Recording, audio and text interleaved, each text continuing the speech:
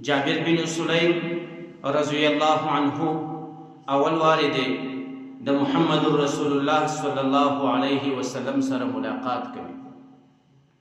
په دې وخت کې محمد رسول الله صلی الله علیه وسلم پیژني هم نه چې دا سړی څوک دی او کوم دعوت چلی.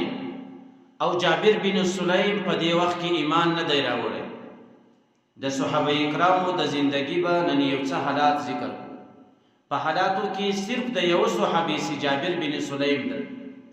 د محمد رسول الله سره څنګه خبرې راغلي او د عمل په میدان کې څنګه قرباني ورکړي. جابر بن سلیم رضی الله عنه فرمایي چې کلمه اول واری محمد رسول الله صلی الله علیه وسلم ولیدي. پر محمد رسول الله باندې شاوخوا خلک راټول دي، له ده سره مشورې کوي او محمد رسول الله ودې ته مشورې ورکوي. کما خبره سي محمد رسول الله ورته وکي دا ټول کسان په هغه باندې مطمئن وي او هغه خبره هر سړی لزړه له کومې څخه خبره ورسره مني، له ده سره په خبرو کې جنجال شی نه کوي. نو ما له یو چا څخه پوښتنه وکړه، جابر بن سلیم وایي چې دغه کس څوک دی چې دا خلکو یې خبرې ته غوږ هم نیولی دی او د ده خبره ډېره په توجه اوري او خلک د مشورو دپاره د ده ته راځي او هره مشوره چې دی ورکړي هغه مشوره هم مني. په جواب کې راته وویل سودا د الله تعالی رسول دی. چې کله دا خبر راته وسوه زه فورا محمد رسول الله صلی الله علیه وسلم طرف ته روان شو.